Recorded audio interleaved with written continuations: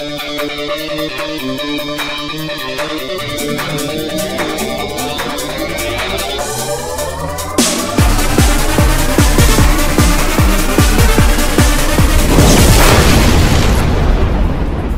I'm Scott Woodwiss and welcome to highlights of the 2013 Thrustmaster Formula Sim Racing World Championship. Round 2 of the championship is the Bahrain Grand Prix. Situated in the middle of the desert some 30 miles from the country's capital Manama, the Sakhir circuit is a typical Hermann Tilke design. With long straights and tight corners giving plenty of overtaking opportunities, drivers will put their brakes to the test here, and with the intense heat, wind and even sand thrown into the mix, it has the potential of being the toughest race on the calendar. The Bahrain Grand Prix sees the introduction of new rules regarding tyre selection. From this race onwards, drivers are required to use both tyre compounds during a race, with the top 10 in qualifying also forced to start the race on the compound used to set their time. The idea is to provide an extra element of strategy and hopefully add a little more excitement to the racing.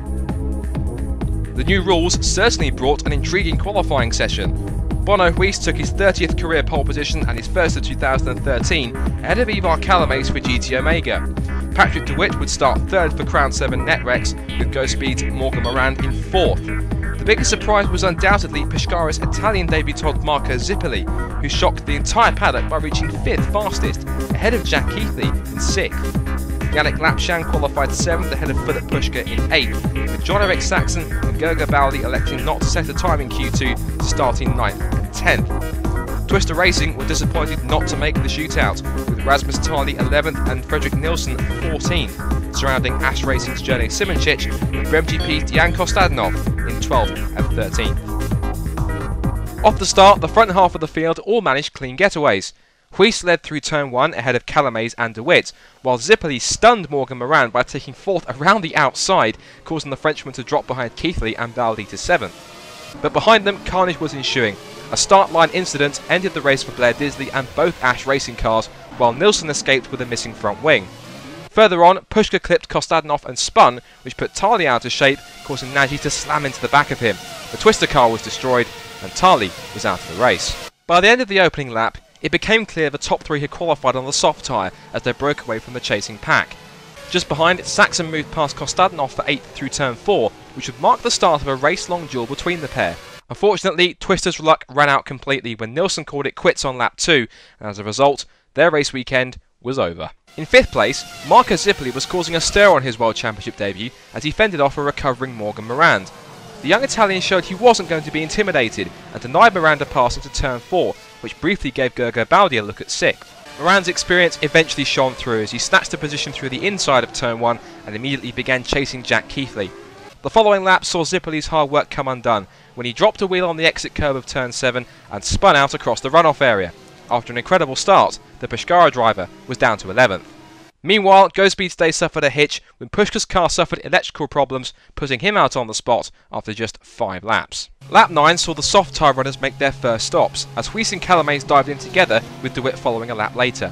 The Precision sister teammates were able to quickly carve their way back through the field, and a lap and a half later were back up to 3rd and 4th position, but not before Calames had to avoid a spinning Gerger Baldi as he ran wide in turn 12. The mistake pushed the Hungarian down to 9th, but problems later in the race would see him retire. Huis's pace on new tyres saw him close on 2nd place Morand in just 3 laps, but Morand had designs on the lead. Down the pit straight he caught Keithley's slipstream and pulled off an impressive move on the outside of turn 1 to hit the front.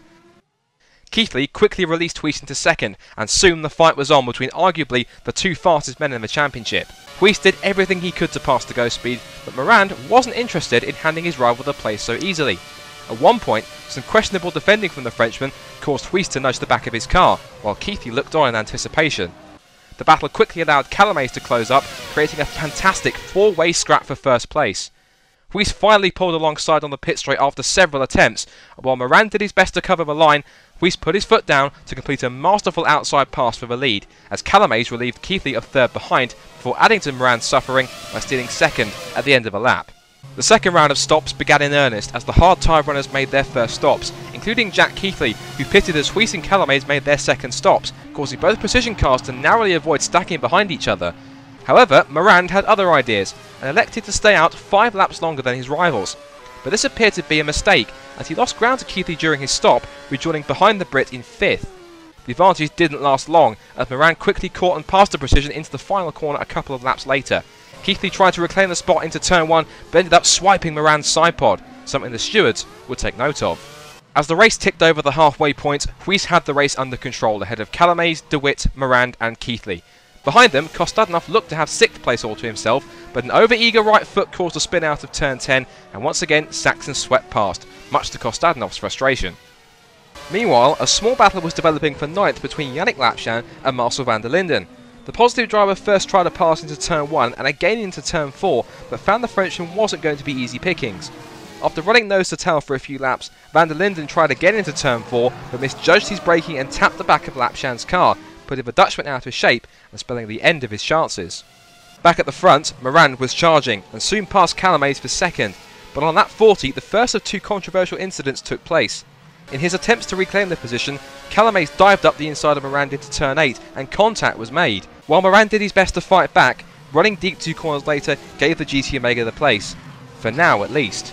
The final round of stops came and went, with Moran going first, followed by Calamaze and the Precision duo, once again pitting together. The duel between Kostadinov and Saxon also headed for pit road, with the GT Omega crew working faster and keeping Saxon in front.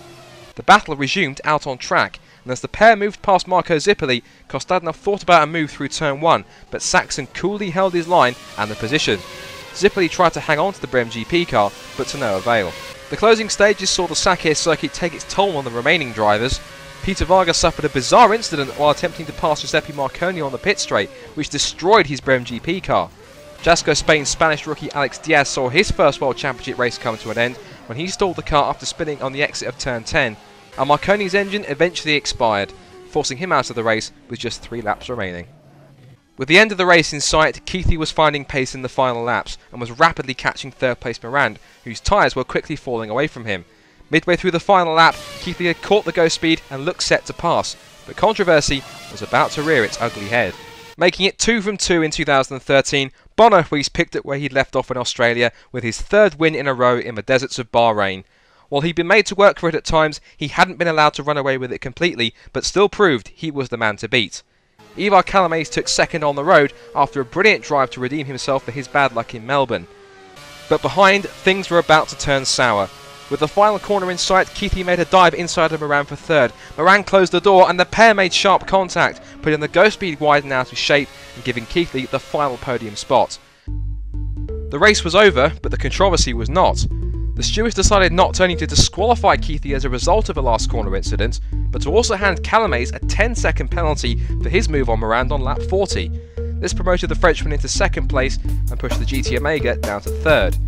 Patrick de Wit completed a strong afternoon's work to finish 4th, while 5th went to John-Eric Saxon, who announced after the race that he will be retiring from FSR after 107 league starts. Kostadinov had to settle for 6th in the end, ahead of Marco Zippoli, who impressed many to score points on his debut for Pescara, not to mention finishing ahead of teammate Yannick Lapchan in 8th. Marcel van der Linden was classified 9th after he suffered terminal suspension damage due to a spin on the final lap, and Zuhait's Cabo gave Jasco Spain PSR something to celebrate with his and the team's first World Championship point in 10th in only their 2nd race. With only 9 cars making the finish, the Bahrain Grand Prix was undoubtedly a race of attrition. So to the driver standings, and Woodwiss tops the table with the maximum score of 50 points, while the spread from 2nd down to 10th is just 10 points.